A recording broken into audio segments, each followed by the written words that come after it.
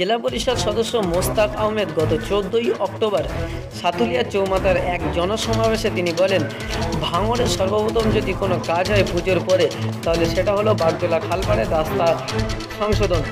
আর তিনি সেই প্রতিশ্রুতি আদায় করে নিয়ে আসলেন জেলা সেচ দপ্তরের কাছ থেকে। এ ব্যাপারে জিজ্ঞাসা করলে তিনি জানান, গামতলা থেকে আমাদের কুন্ডি পর্যন্ত এই রাস্তাটা দীর্ঘ প্রায় 15 কিলোমিটার লম্বা। এই রাস্তাটা ইরিগেশন ডিপার্টমেন্ট এটাকে রিপেয়ার করবে। রাস্তাটা যদি ওরা তৈরি করেছে, রাস্তার খুব বেহাল দশা। আমাদের এখানে যেদিন আমি আসি বস্ত্র বিতরণ অনুষ্ঠানে, আমি মানুষকে কথা দিয়েছিলাম যে রাস্তাটা আমি যত তাড়াতাড়ি সম্ভব রিপেয়ার করে দেবো। তারপরে আমাদের মাননীয় বিধায়ক, আমাদের তথা রাজ্যের ক্যাবিনেট মন্ত্রী ইজাক মোল্লা সাহেবের সঙ্গে কথা বললাম। উনি আজকে আমাকে চিঠি করে দিয়েছিলেন এবং মন্ত্রী সোমেন মহাপাত্রকে বলেও দিয়েছিলেন। আমি ওনার কাছে যাই, আজকে সোমেন মহাপাত্র সাহেবের কাছে গিয়ে ব্যাপারটা বললাম যে আমি এবারে ওখানকার নতুন সঙ্গে জেলা পরিষদ সদস্য হয়েছি।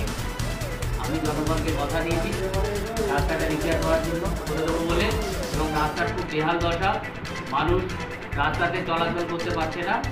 উনি আমাকে কথা দিয়েছেন, আমার সঙ্গে অনেকক্ষণ কথা হলো রাস্তার বিষয়ে। আমাদের ইরিগেশন দপ্তরের অ্যাডিশনাল চিফ সেক্রেটারি যিনি আছেন, ওনাকে উনি নির্দেশ দিয়েছেন এই গামতলা থেকে আর কুলটি পর্যন্ত রাস্তাটা ইমিডিয়েট এটাকে রিপেয়ার করে দিতে হবে। আনুমানিক মনে হয় 1.5 কোটি টাকা মতন উনি বলছিলেন। 15 দিনের মধ্যে রাস্তা শুরু হতে পারে। আমি যা বুঝলাম ডিসেম্বরের মধ্যে থেকে আমাদের এই রাস্তার কাজ শুরু হয়ে যাবে। মন্ত্রী এখানে